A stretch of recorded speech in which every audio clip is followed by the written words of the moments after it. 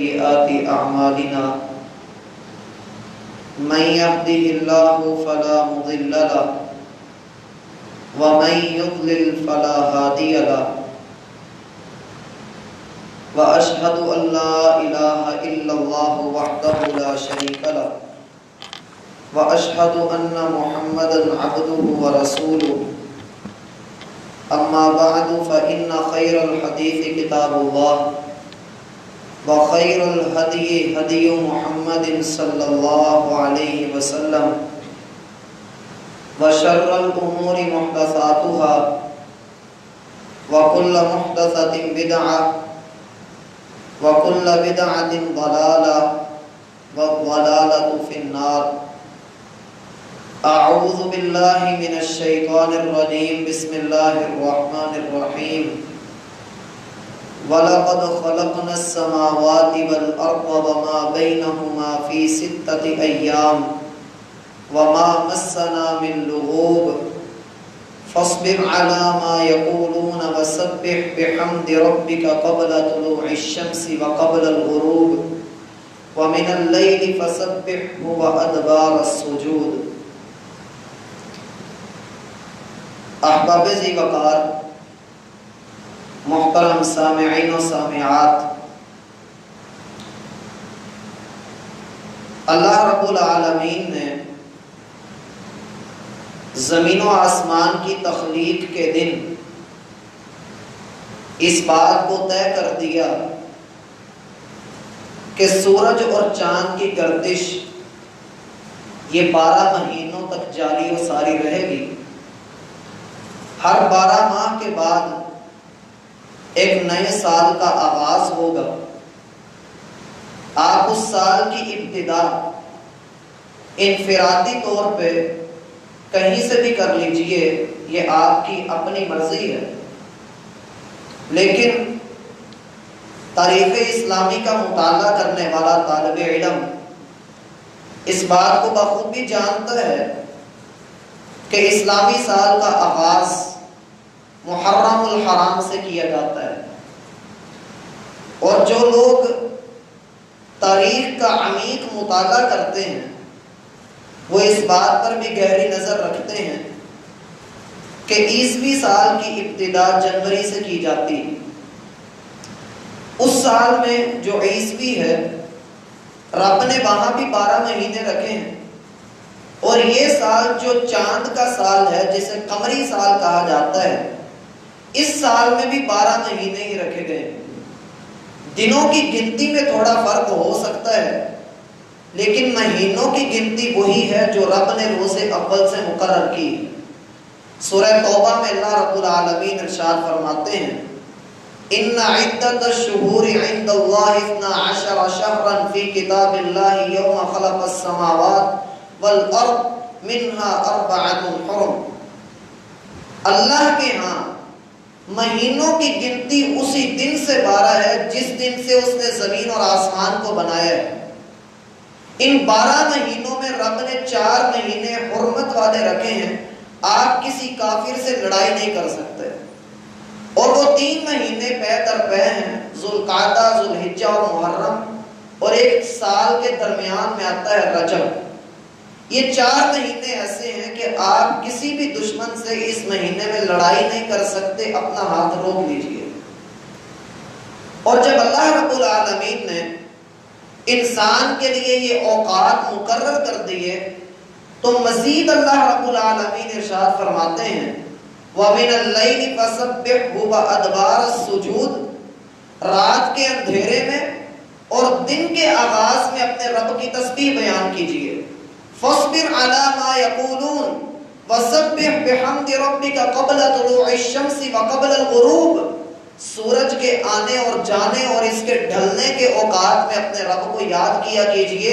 معلوم یہ ہوتا ہے کہ اللہ رب العالمین نے انسان کو وقت کا پابند بنایا ہے. اس کے اوپر کچھ ایسی پابندیاں لگائی ہیں جسے آپ وقت کی پابندیاں کہہ سکتے ہیں.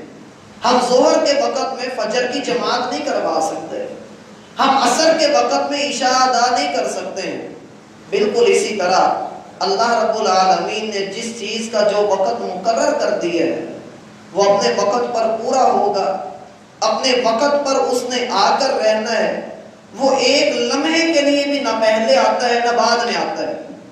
خالق کائنات نے زمین والوں کے لیے یہ بات لکھ دی کہ یہ گمراہ ہوں گے، میں ان کے اوپر اپنے انبیاء کو بھیجوں گا، اور اللہ نے اپنا یہ وعدہ پورا کیا۔ شیطان نے انسان کو گمراہ کیا، اس نے اللہ کی عزت کی قسم اٹھا کر کہا فَبِعِزَّتِكَ لَأُغْوِيَنَّهُمْ أَجْمَعِينَ، مجھے تیرے عزت کی، تیرے جلال کی قسم، میں ساری انسانیت کو گمراہ کر کے چھوڑوں گا۔ اور مالک نے کہا اِنَّ عِبَادِي لَيْسَ لَكَ عَلَيْهِمْ سُلْطَانٌ، جو میرے ہوں گے، جو میرے وفادار ہوں گے، جو میرے بندے ہوں گے، ان کے اوپر تیرا بس نہیں چلے گا، تو ان کا بال بھی بیکا نہیں کر سکے گا۔ راہ ہدایت سے تو دور ہٹانے کی بات، تو ان کو برگلا بھی نہیں سکے گا، ان کے دل میں کوئی وسوسہ بھی نہیں ڈال سکے گا، کیونکہ وہ میرے نام لیوا ہیں، وہ میری اطاعت کرنے والے ہیں، اور ہر دم میرے نام کی مالا جپتے ہیں۔ اللہ رب العالمین نے آدم سے کیے ہوئے وعدے کے ساتھ وفا کی، وقت گزرتا گیا، انسانی تاریخ کے اندر اتار چڑھاؤ آئے۔ کبھی دنیا نے یہ دیکھا کہ نوح علیہ السلام کا مذاق بنایا جا رہا ہے، کبھی ان کو گالیاں دی جا رہی ہیں۔ دنیا نے یہ بھی دیکھا کہ زکریا کو آرا رکھ کے چیر دیا گیا ہے۔ دنیا نے یہ بھی دیکھا کہ عمر رضی اللہ عنہ کو محراب میں قتل کر دیا گیا ہے۔ دنیا نے یہ بھی دیکھا کہ محمد الرسول اللہ صلی اللہ علیہ وسلم کے گھر کا گھیراؤ کیا گیا ہے، لوگ جان لینے کے درپے ہو چکے ہیں۔ دنیا یہ بھی دیکھتی رہی کہ کس طرح سے خبیب بن عدی، خباب بن ارت رضی اللہ عنہم اجمعین کو ٹکڑے ٹکڑے کر کے شہید کیا گیا۔ چشم فلک نے وہ منظر بھی دیکھے ہیں کہ جہاں بلال رضی اللہ عنہ کو مکہ کی گلیوں میں گھسیٹا جاتا رہا، اور دنیا نے وہ وقت بھی دیکھا ہے جب رمضان کا دن ہے، بدر کا میدان ہے، اور محمد الرسول اللہ صلی اللہ علیہ وسلم 313 کی مٹھی پر فوج لے کر 1000 کا مقابلہ کرنے کے لیے چلے ہیں۔ اور دنیا نے میرا بھائی وہ منظر بھی دیکھا ہے جب پوری دنیا کے اوپر محمد الرسول اللہ صلی اللہ علیہ وسلم کا کلمہ تھا اور لوگ اسلام کا نام لینے والے تھے۔ 23 سال کی نبوت کا عرصہ آپ علیہ السلام نے گزارا۔ اذا جاء نصر اللہ والفتح وَرَأَيْتَ النَّاسَ يَدْخُلُونَ فِي دِينِ اللَّهِ أَفْوَاجًا، تو دیکھے گا، تیری آنکھیں ٹھنڈی ہوں گی جب لوگ فوجوں کی شکل میں دین کے اندر داخل ہو رہے ہوں گے۔ اور جب رسول اللہ صلی اللہ علیہ وسلم بقیع کے قبرستان میں جنازہ پڑھا کر گھر کے اندر آئے، آپ علیہ السلام کے سر میں شدید درد ہے۔ سیدہ عائشہ رضی اللہ عنہا سے کہا کہ میرا سر شدید دکھ رہا ہے، اس کے اوپر کپڑا باندھ دو۔ سیدہ عائشہ رضی اللہ عنہا نے کپڑا باندھا، اور پھر اس دن سے لے کر اگلے 10 دنوں تک آپ علیہ السلام شدید بخار کی کیفیت میں مبتلا رہے، حتیٰ کہ ایک روایت میں آتا ہے آپ علیہ السلام نے فرمایا جتنا تم میں سے 10 آدمیوں کو بخار چڑھتا ہے اتنا مجھے ایک اکیلے کو چڑھا ہوا ہے۔ سیدہ عائشہ رضی اللہ عنہ فرماتی ہیں اللہ کی قسم میں نے محمد الرسول اللہ صلی اللہ علیہ وسلم کے آخری وقت کو دیکھا، میں آپ کے پاس تھی، سوموار کا دن تھا، اور آپ علیہ السلام نے پردہ ہٹایا، فجر کا وقت تھا، سارے لوگ نماز ادا کر رہے ہیں، ابو بکر صدیق رضی اللہ عنہ امامت کروا رہے تھے۔ آپ علیہ السلام کے چہرہ انور کو دیکھتے ہوئے صحابہ بے خود ہو گئے، قریب تھا کہ وہ نماز توڑ دیتے۔ آپ علیہ السلام نے ان کو ہاتھ سے اشارہ کیا کہ اپنی نمازوں میں رکے رہو، انہوں نے نماز ادا کی۔ صحابہ خوش ہوئے کہ آج جس چہرے کا دیدار کرنے کے لیے ہم ترس رہے تھے اس کا دیدار تو نصیب ہوا۔ پھر آپ علیہ السلام نے کہا کہ مجھے اٹھا کر بٹھاؤ اور میں مسجد میں جانا چاہتا ہوں۔ آپ علیہ السلام کو اٹھا کر بٹھایا گیا۔ سیدہ عائشہ فرماتی ہیں اللہ کی قسم آپ کھڑے ہونے لگے، لیکن کمزوری اور نقاہت اتنی تھی کہ آپ بے ہوش ہو کر گر پڑے۔ آپ علیہ السلام نے کہا کہ میرے اوپر پانی ڈالا جائے۔ ایک کنویں کا ٹھنڈا پانی لا کر آپ علیہ السلام کو اس سے غسل دیا گیا۔ پھر آپ علیہ السلام نے اٹھنے کی کوشش کی، لیکن پھر کمزوری کے باعث آپ پھر گر پڑے۔ تیسری مرتبہ بھی ایسا ہی ہوا، حتیٰ کہ آپ علیہ السلام نے فرمایا مدینہ کے 7 مختلف کنوؤں کا پانی اکٹھا کرو، پھر میرے اوپر وہ پانی ڈالو۔ لوگوں نے ایسا ہی کیا۔ آپ علیہ السلام کی طبیعت کچھ بحال ہوئی، آپ اٹھے، ایک طرف سیدنا عباس تھے، دوسری طرف سیدنا علی رضی اللہ عنہ تھے، آپ نے دونوں کے کندھوں کے اوپر سہارا لیا۔ سیدہ عائشہ یہ بات ذکر کرتے ہوئے اپنے بھانجے عروہ سے کہتی ہیں، اللہ کی قسم میرے بھانجے، آج بھی وہ وقت میری آنکھوں کے سامنے ہے، وہ منظر میری آنکھوں سے اوجھل نہیں ہوا کہ محمد الرسول اللہ صلی اللہ علیہ وسلم کے قدم پاؤں کے اوپر گھسٹتے ہوئے جا رہے تھے اور وہ لکیر مدینہ کی گلیوں کے اندر بنتی ہوئی نظر آ رہی تھی۔ آپ علیہ السلام کو مسجد کے اندر پہنچایا گیا اور آپ نے وہاں پر جا کر ابو بکر صدیق رضی اللہ عنہ کے پہلو میں بیٹھنا پسند کیا۔ ابو بکر صدیق نماز ادا کر رہے تھے، مسلمان ان کی اقتداء میں نماز ادا کر رہے ہیں، اور اللہ کے رسول صلی اللہ علیہ وسلم نے جماعت کروائی۔ جماعت کے بعد آپ نے ایک بلیغ خطبہ دیا، پھر آپ اپنے گھر کے اندر تشریف لائے۔ پھر جب سوموار کا دن ہوا، صبح کا وقت تھا، آپ علیہ السلام کبھی اپنی چادر چہرے کے اوپر ڈالتے، کبھی اس کو اتارتے، کبھی گیلا کپڑا پکڑ کے اپنے منہ کے اوپر پھیرتے اور بار بار کہتے لا الہ الا اللہ ان للموت لسکرات، اللہ تیرے علاوہ کوئی معبود برحق نہیں، لیکن موت کی بڑی سختیاں ہیں، موت کے بڑے سخت معاملات ہیں۔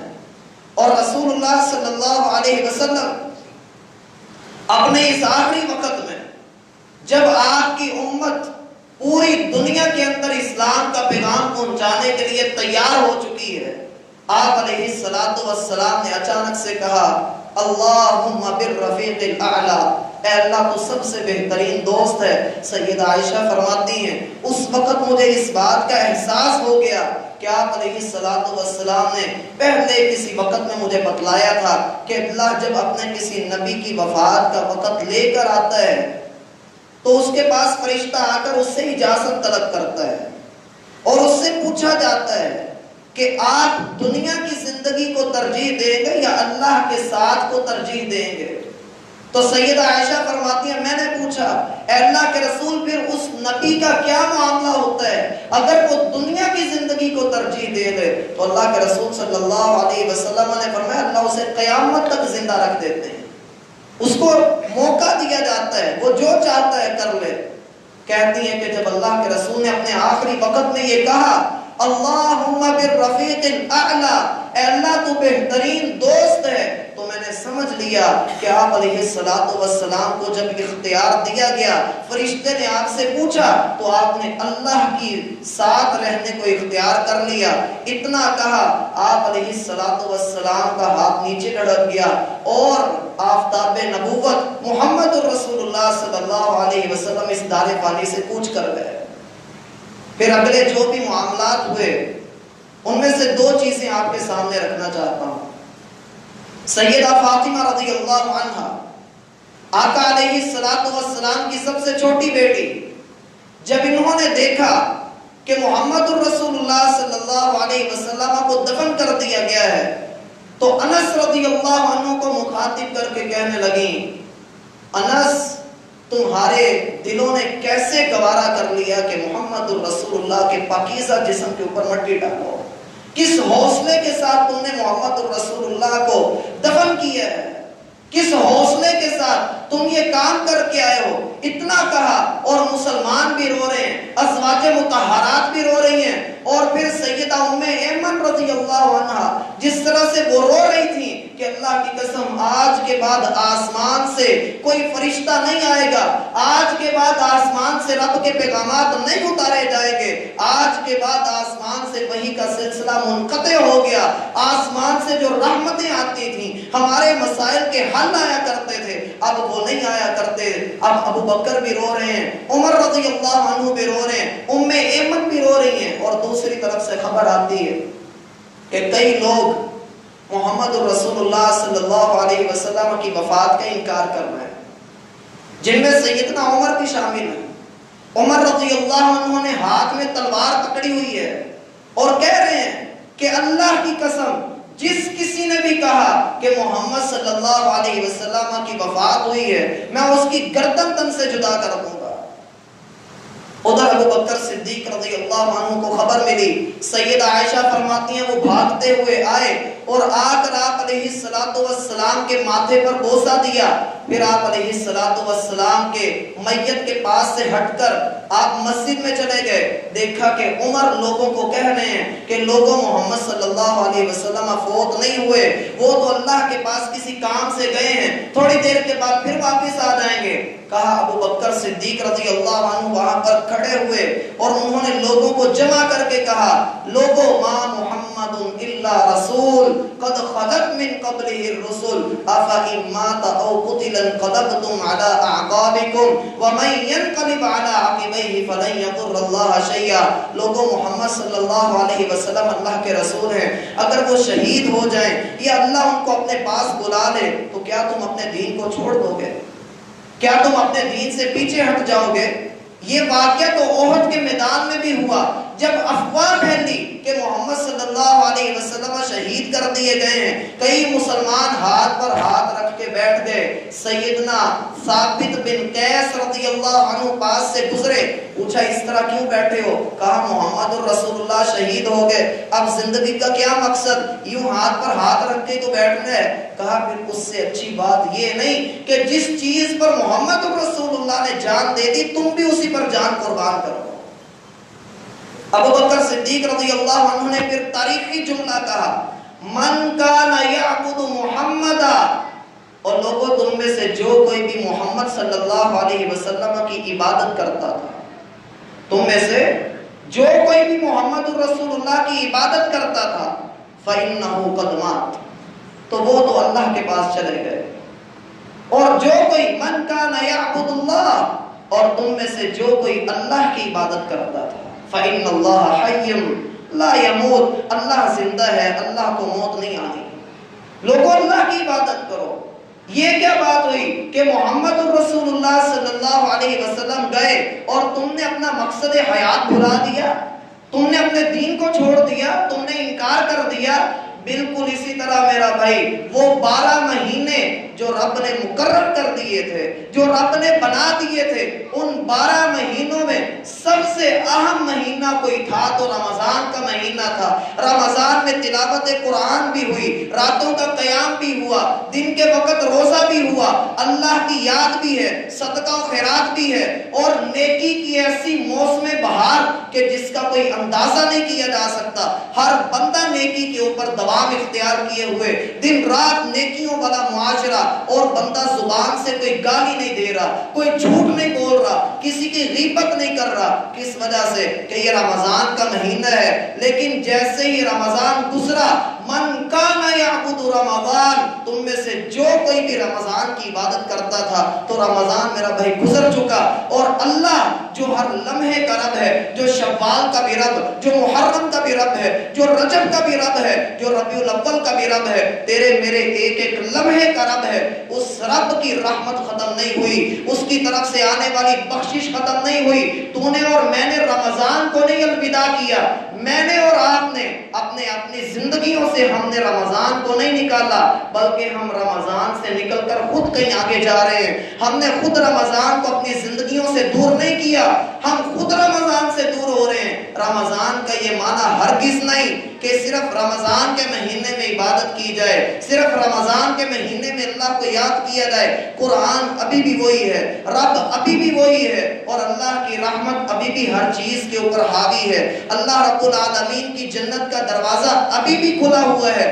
ما یفعل اللہ بعذابکم ان شکرتم وآمنتم، اللہ کو کیا ضرورت ہے کہ تمہیں عذاب میں مبتلا کرے، اللہ کو کیا ضرورت ہے کہ تمہیں بلا وجہ عذاب کے اندر ڈال دے، اگر تم اس رب کا شکر ادا کرو، اگر اس کے در پہ آ کے جھک جاؤ۔ وَكَانَ اللَّهُ شَاكِرًا عَلِيمًا، تیرا رب تیرے ایک ایک عمل کی قدر کرنے والا ہے۔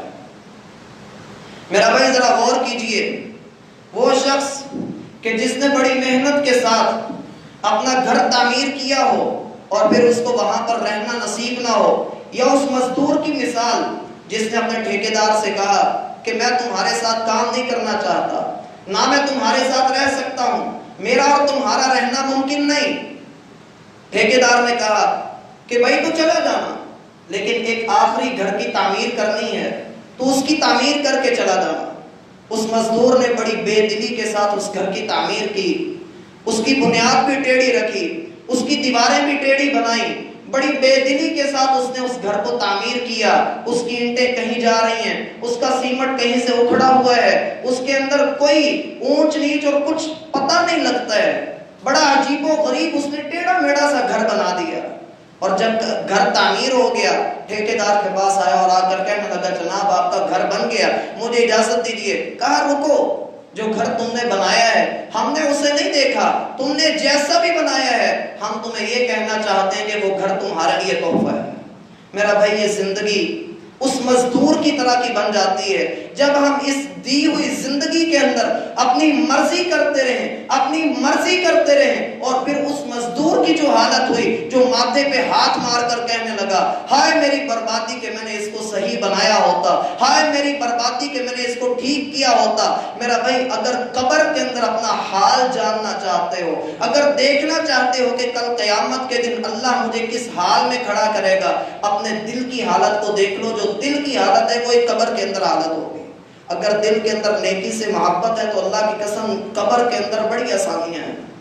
اس رمضان کے مہینے میں ہم جس قدر گناہوں سے رکے رہے، ہم جس قدر اللہ کی رحمت کے امیدوار بنے رہے، میرا بھائی وَاعْبُدْ رَبَّكَ حَتَّى يَأْتِيَكَ الْيَقِينُ، روزے آج بھی ہیں، مساجد آپ کی آمد کے ساتھ، مساجد آپ کو دیکھ کر اللہ کی قسم بڑی خوش تھی، مساجد کے در و دیوار بڑے خوش تھے، قرآن کے ساتھ آپ کا تعلق آپ کی زندگی کے اندر ایک نئی بہار تھا۔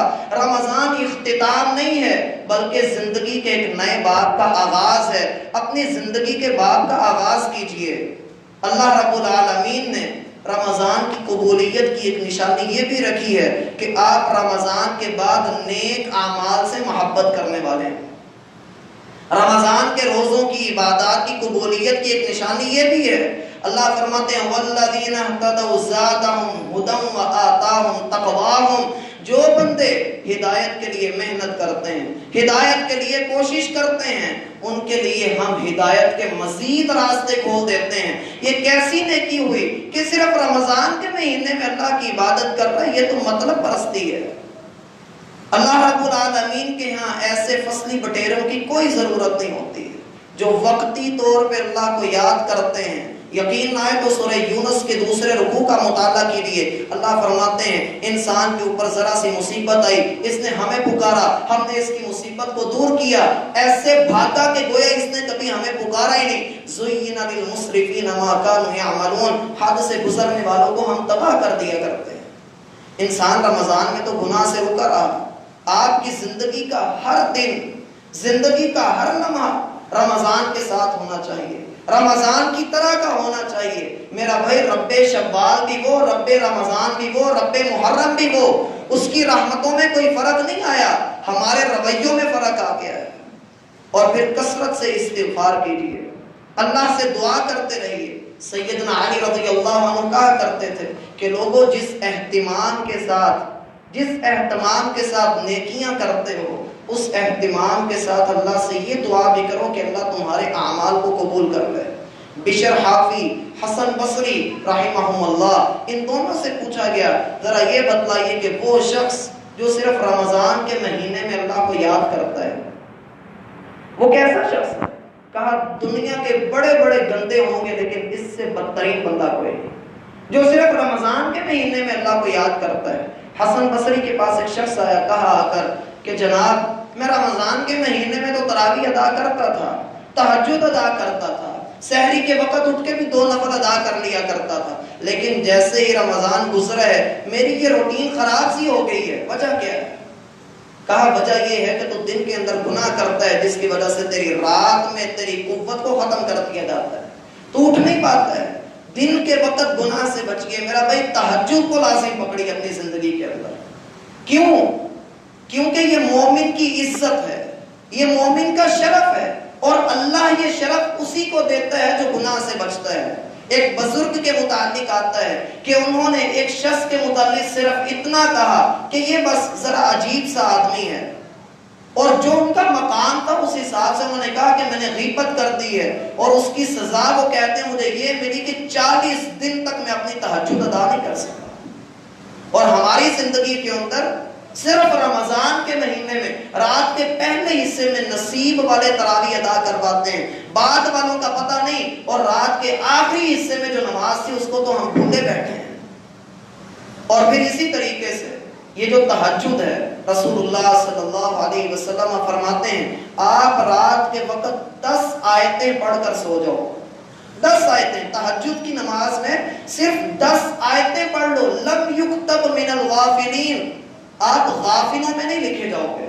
اور 10 آیتیں کوئی مشکل کام نہیں ہے، فلق اور ناس کی آیتیں جمع کرو تو 11 بنتی ہیں، فلق اور ناس کی 2 آیات جمع کرو تو 11 بنتی ہیں، کوئی مشکل کام نہیں ہے۔ لیکن میرا بھائی رات کے وقت میں جو رب رمضان کے مہینے میں آپ کو تہجد کے لیے جگاتا رہا، جس نے آپ کو سحری کرنے کی توفیق عطا فرمائی، وہ اب بھی وہی ہے، لیکن اپنے الارم کو ذرا سیٹ کیجئے تہجد کے ٹائم کے اوپر۔ اللہ کی قسم ہماری تو مساجد کی نمازوں کے ٹائم بدل گئے۔ ہمیں ان چیزوں کے اوپر غور کرنا ہے، کیونکہ رمضان کی مثال ویسے ہی ہے جیسے یوسف علیہ السلام کی مثال ہے۔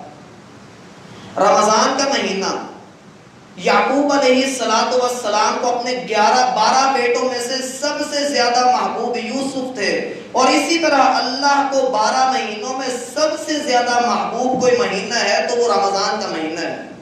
جس طریقے سے یوسف علیہ السلام کے بھائیوں نے آپ کے ساتھ غلطی کی، آپ کو برا بھلا کہا اور آپ کو دور پہ آپ کو کیا جگہ پر چھوڑ آئے، اور جب یوسف علیہ السلام کو اللہ نے ملکہ عطا کیا، عزیز مصر بنا دیا، تو یوسف علیہ السلام نے اپنے سارے بھائیوں کو معاف کر دیا۔